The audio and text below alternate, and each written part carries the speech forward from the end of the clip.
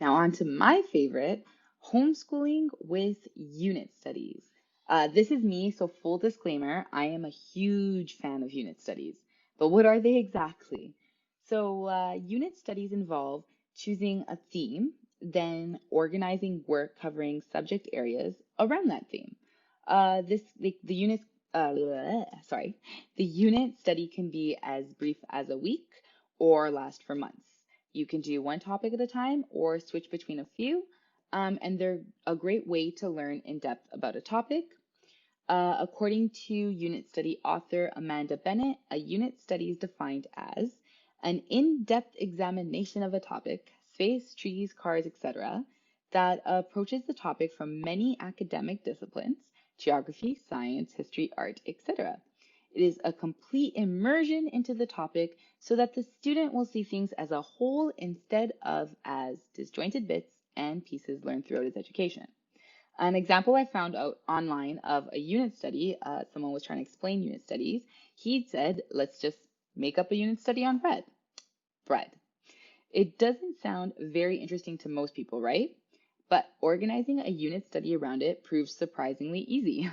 Here are some ideas for activities related to bread, and trust me, you can come up with plenty more. So, one, research the history of bread making and then write an age appropriate summary on its history.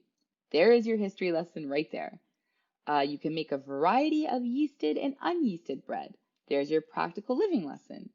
You can visit a bakery, maybe a modern one and an artisanal one if possible, and then you can compare the different methods and appliances used. There's your field trip.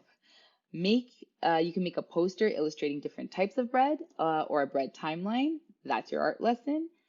You can investigate the chemistry behind bread and yeast. That covers your science.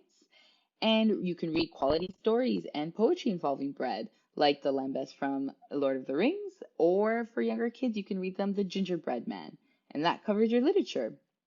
And then you can write a bread recipe book for your writing lesson.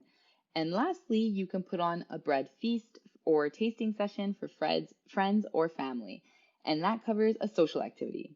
So as you can see, any topic has the potential to involve learning in multiple subject areas.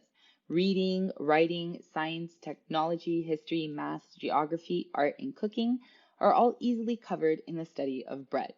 The activities are varied and interesting, but they are all unified by a central theme. So since I personally use unit studies, I can introduce you to the curriculum I bought and how it works in my next video.